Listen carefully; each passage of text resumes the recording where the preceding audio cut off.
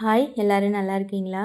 காலைல பயங்கரமான குளிரு. லேட்டாக தான் ஏந்திச்சி வந்து வாசல் பார்த்தேன். எல்லார் வீட்டு வாசல்லையும் அழகாக கோலம் இருந்தது. என் வீட்டு வாசலில் மட்டும்தான் கோலம் இல்லை. அப்புறம் தண்ணி தெளிச்சிட்டு குட்டியாக ஒரு கோலம் போட்டுட்டு வந்துட்டேன். அப்புறம் என் ஹஸ்பண்ட் வந்து தக்காளி சாதமும் காலிஃப்ளவர் பொரியலும் கேட்டிருந்தாங்க. சரின்னு சொல்லிட்டு ரெடி பண்ணிகிட்டு இருந்தேன்.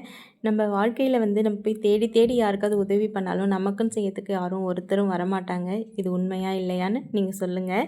தக்காளி சாதத்துக்கு மசாலாலாம் இல்லாமல் வதக்கி விட்டுட்டேன். வதக்கும் போதே கரண்ட்டும் போயிடுச்சு. அப்புறம் காலிஃப்ளவர் பொரியலுக்கு ரெடி பண்ணேன். எண்ணெய் ஊற்றி கடுகு, வெங்காயம், தக்காளி, 1 ஸ்பூன் இஞ்சி பூண்டு பேஸ்ட்டு சேர்த்து, காலிஃப்ளவரும் சேர்த்து, 1/2 ஸ்பூன் மிளகாய் தூள் சேர்த்து, மஞ்சள் தூள் சேர்த்து சிம்மில் வச்சு வதக்குனா சூப்பராக இருக்கும் இந்த பொரியல். சிம்பிளாக தான் இருக்கும். ட்ரை பண்ணி பாருங்கள். இதுதான் என்னோடய லஞ்ச் பிளேட்டு. கொஞ்சமாக சாதம், பொரியல் கொஞ்சம் நிறைய எடுத்துப்பேன், ரைத்தா கொஞ்சம் எடுத்துக்கிட்டேன், 1 டம்ளர் மோர் எடுத்துப்பேன். வாங்க எல்லோரும் சாப்பிட்லாம்.